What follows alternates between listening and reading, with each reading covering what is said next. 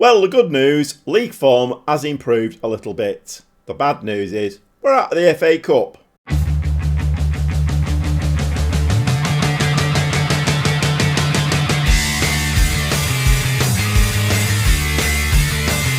Welcome back to part 38 with me, the Gobby Gaffer, and we're trying to get this South American team to win the Champions League. If we win both today's games, we will be through to the final, and we will be playing Inter Milan today. The other semi-final is between AC Milan and Monaco. So I do feel, with the wind in the right direction and the AI on my side, which doesn't happen very often, we could actually win the Champions League this season. Let's get stuck in, shall we? So just the 3 games played, 2-1 loss in the FA Cup semi-final at Wembley, knocked us out of the FA Cup, so not great really. Would have been nice to be in the FA Cup final, something I don't think I've managed to achieve in this save. But anyway, it is what it is. We've won the Premier League twice. We're not doing so great this season. In fact, I think we are going to need that extra 5th spot to get into the Champions League for next season. But to help us on our way with that, an away win 2-1 at Fulham, and then we just battered Southampton 5-0. An absolutely stunning display of football. I would have rather we saved that for the 2 Inter games, but weirdly today, yes, we've got Brentford in between. So it disproves my theory that we always get really tough games. Although, to be fair, it depends how the AI plays it, doesn't it? I mean, they could decide that Brentford are the best team in the world between the 2 Inter games. Okay, less of the waffling. Let's get stuck into some football. We have Inter Milan to play. Unfortunately, we've got the ties the wrong way round this time. We have the home leg first and the away leg second. So, advantage Inter? We'll see. Okay, still shuffling the pack to try and get a tune out of the game at the moment. We have Bento in goal, back 4 of Candido, Hinsapi, Romero and Vanderson. The 3 in midfield, Andre, Fernandez and Silva. We have Zalazar, and he's going to play as a playmaker just behind the front 2 today. Front 2 of Talis Magno, who is now on 32 goals, I think, for the season. And Pedro, who we have just had the message, he scored in the last game. And we got that lovely message to say that João Pedro's goal drought has now finished. And, yep, he's up and running. Let's hope he can bag a couple in this one. Okay, first highlight on 4 minutes. And Romero flicks the ball forward. The ball does come back to an Inter Milan player, but it ends up in the arms of Bento. So it gives him an early touch of the ball. And one of the recent games that we played, he had an absolutely storming game. I think it was the Fulham game, 2-1. It was a bit of a narrow victory, that one. But he absolutely kept us in the game with some terrific saves. I was just kind of sat there musing about the fact that I keep forgetting this is a team full of South Americans and I can't sign anybody but a South American.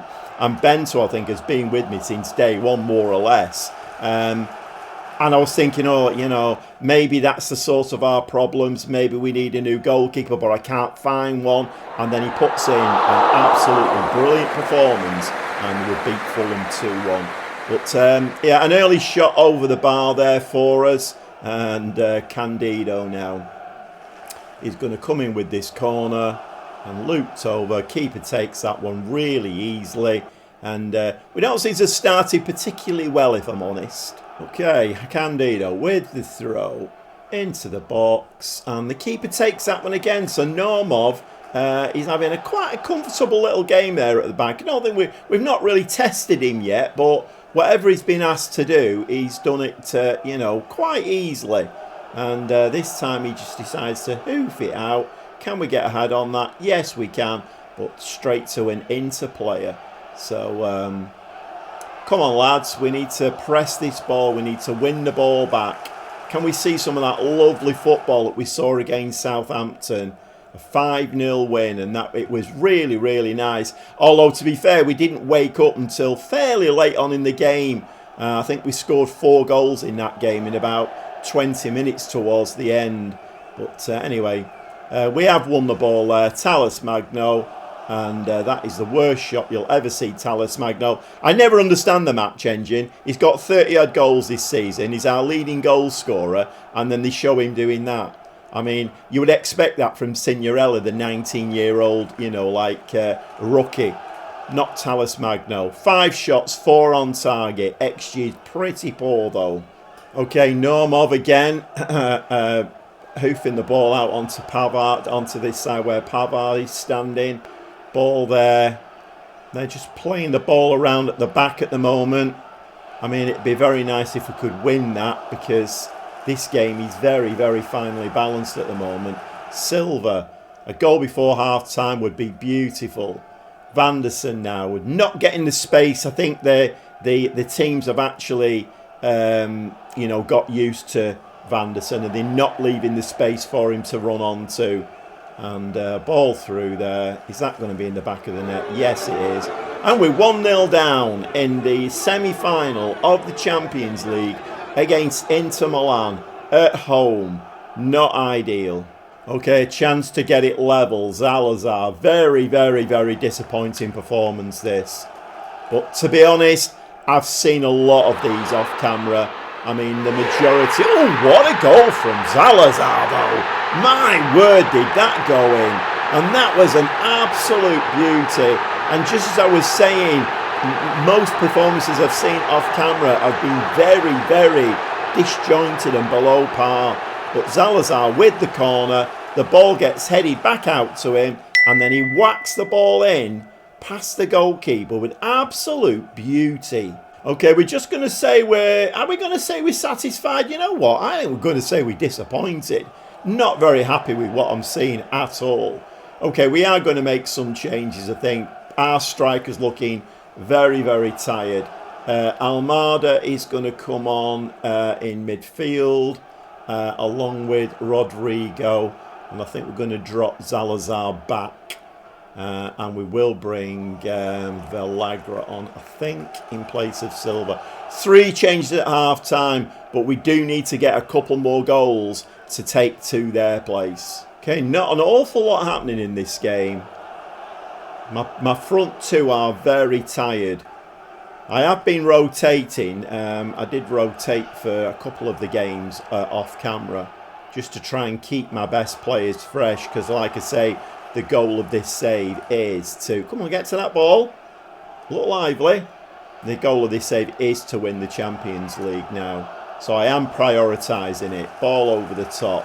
João Pedro doesn't meet that. Header there. Nicely down to Rodrigo. Rodrigo comes on into the play there. And comes back. Wins the ball. And Hinsapi now. Rodrigo is just trotting forward.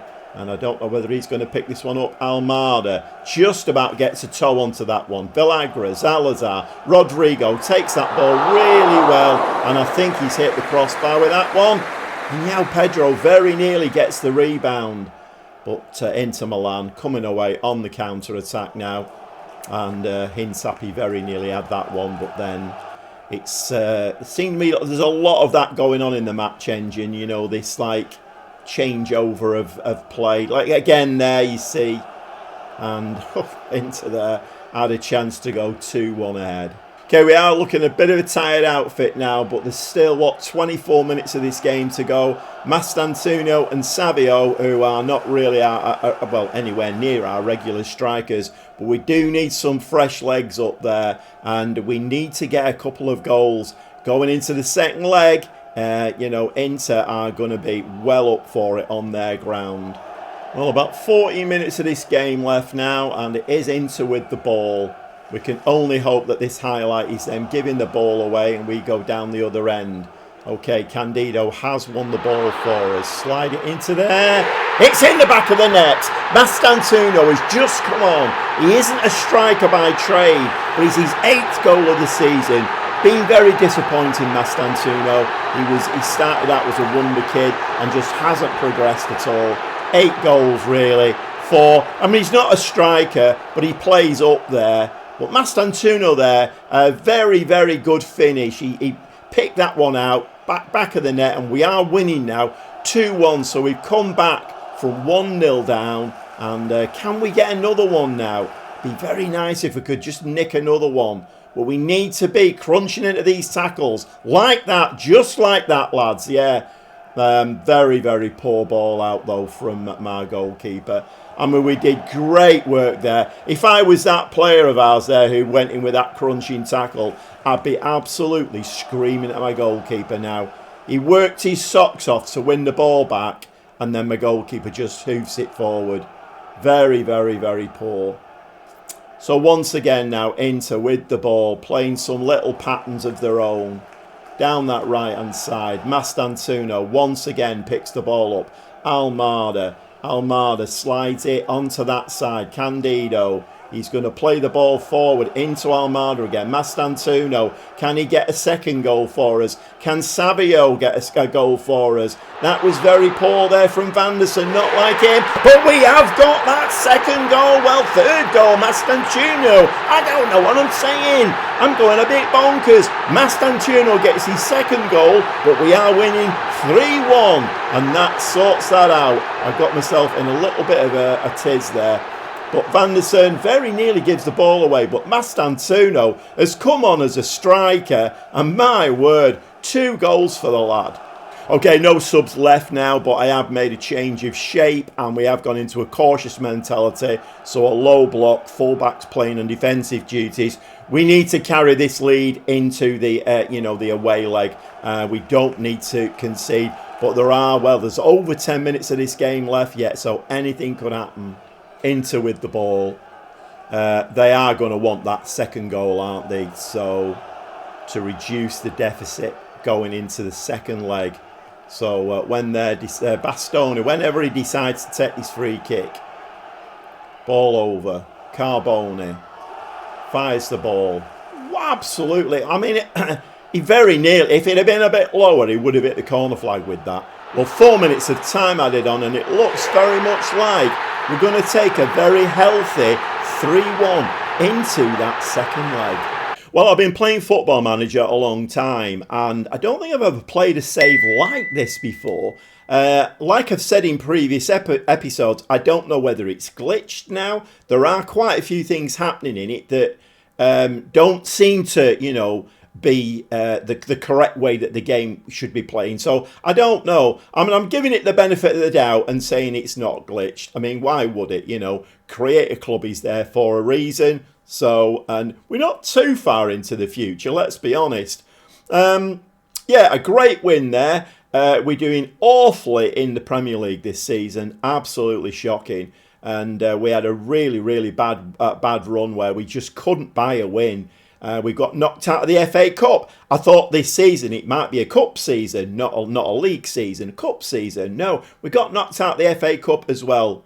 But anyway, let's not get too far ahead of ourselves because Inter are, they're well capable of overturning that 3-1 deficit on their ground. Going to go and play Brentford now off camera, and we'll be back very shortly for that second leg. Well, the board are not very happy with me. I failed to win a domestic trophy this season. I think more importantly, I don't think the Premier League are going to be very happy with me either, because I fielded a reserve team against Brentford and rested every single first team player. We got a 2-2 out of it, but doesn't do our league position a great lot of good. But the object of the exercise is to try and win the Champions League, and I've got all of my first team players, or what I would consider to be first team players. They're all fit. Bento in goal. Back four of Candido, Hinsapi, Romero and Vanderson. The midfield three, Andre, Fernandez, Silva, and Zalazar is playing behind Talis Magno and João Pedro. Let's get into the game. Okay, the game is underway. There's only 3 minutes on the clock though. Vanderson with a throw. I'd like to see Vanderson getting some space down that right-hand side. What was that? We were in their penalty area there, and Vanderson, who's an absolutely top player, just gives the ball away. I mean, to be fair, I suppose the Inter player just did the same thing there. I really hope if and when FM25 comes out, they sort all of this stuff out, because this match engine is just not realistic at all. And the keeper there makes a terrific save from Candido, and we do get a throw in. Okay, 20 minutes now, and Vanderson with another throw-in. It's all about the throw-ins. Vanderson now, and once again, Vanderson plays the ball into midfield, and we give the ball away again. So, is this Nico Gonzalez here? Which Nico is this? Silva there, does get the ball away nicely. Ball's played in, ball's in the back of the net, and well, Inter have got one of the goals that they need. It's now 3-2 on aggregate, and Fratesi runs away with the ball. Don't really want to see that again. We're doing all right, 3 shots, 2 on target, but the XG is really poor, and worryingly now, Inter are getting on top. And that's in the back of the net, and that is 2-0, and it's back to 3-3. 23 minutes on the clock, and we couldn't keep the ball out of the net twice. Back to 3-3. The tie is all square now. About 70 minutes of this game to play. And we're back to where we were right at the very beginning of the first leg. And Vanderson once again with another. This is 3 highlights we've had now. But it's been three throw-ins from Vanderson. And they've all resulted. Every single throw-in we've had has resulted in us giving the ball away. Ball headed on there. Can we get that ball? No, we can't. Romero decides, instead of bringing it down nice and safely on his chest and controlling the ball, he decides to head it to an Inter player. That is a lovely ball, though, for Magno. Magno should score that. And he does. And he does. The referee's wheeling away back to the centre circle. That does stand. So it's 4-3 now. And a lovely ball over the top there for Talles Magno to run on to. Let's just have a quick look at that one again.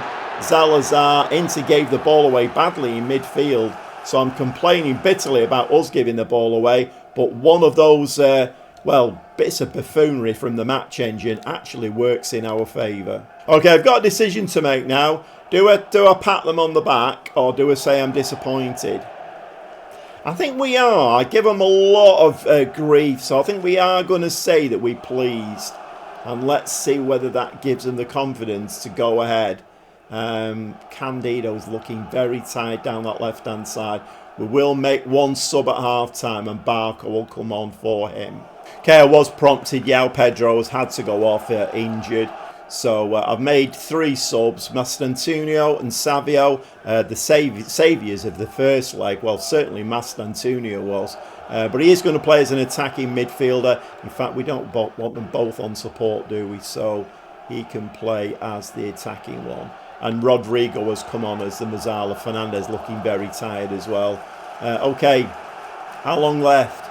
About 35 minutes. 35 minutes. Can we hold on to this? Okay, we do seem to be cancelling each other out in this second half. And that, if that's a highlight from Inter Milan, that'll do me all day long. Okay, Inter Milan are winning this second leg, but overall it's still 4-3. Very, very finely balanced now. Another... Oh, my word, Mastantuono managed to get a touch on that, and the keeper tips it over, and that would have been brilliant, and I think would have seen us through. I think one more goal would do it. Savio with the corner, near post, and once again, the corner's absolutely horrendous. Ball kicked out there for a throw-in. All the highlights we've had have seen Vanderson taking a throw-in, but they've all been giving the ball away. This time we do seem to have kept hold of it. Barco, is this a changing fortunes in the game? It is!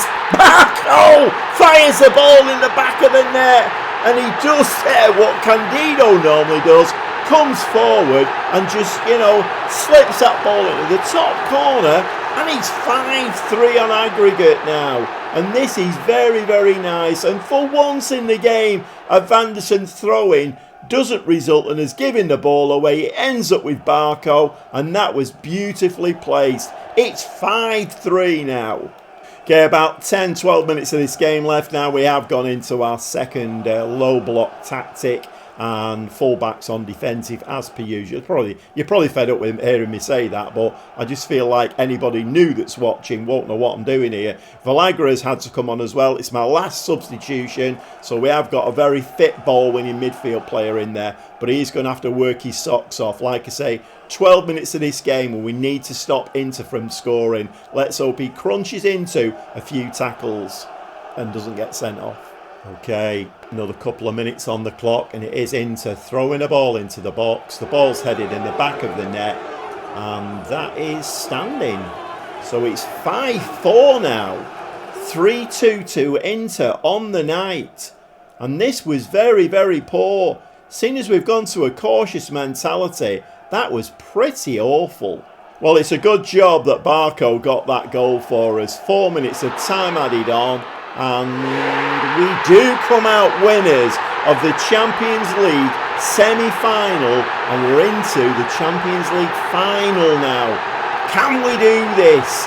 Well, we really need to do, because our league position, Premier League position, is not great. We're going to give the lads a delighted, because half-time I was pleased.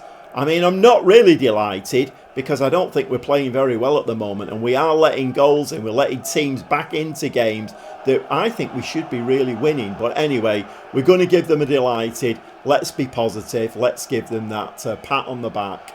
And I'm not quite sure. Let's have a quick look here now and see if we can find out who we are going to play. Nice 10 million coming in there. Well, it's nearly 11 million actually. And this is the second leg of the second semi-final, if you get my drift. Monaco are winning that one against AC Milan 2-1. I think Monaco probably will shade this. And yes, they have. They've gone through to the final. So it will be Serra versus AS Monaco in the final of the Champions League. And just having a quick look at the horrendous league table. We're in 6th place at the moment. I think we have got that extra place. The English League has got that extra place for Champions League. So 5th place would do it. But we're not there. We're only in 6th. So that would mean a Europa League place for next season. Only 2 games of the season left. And we need Brighton to drop points. And we need to win both our games. So I think that is the focus now. Let's try and get that 5th place before we go into the Champions League final. And the finance is still hovering around 147 million in the red. We have got a transfer budget of 16 million, but to be quite honest, I can't really see me spending that because the bank balance is awful and it's just not really reducing. So looking at those finances, I think it's absolutely imperative we win the Champions League this season, because the problem is, if we have to go into another season with this Serra team, I don't think I'm going to be able to buy any new players in because we just haven't got the money. I've spent all the money. This team is meant to be the best version of this team, so we have to do it. Okay, we're going to go and play those last 2 Premier League games off camera, and then we'll be back very, very quickly now for the Champions League final. Yep. The Champions League final with my South American Samba boys. Wish us luck. We'll see you soon.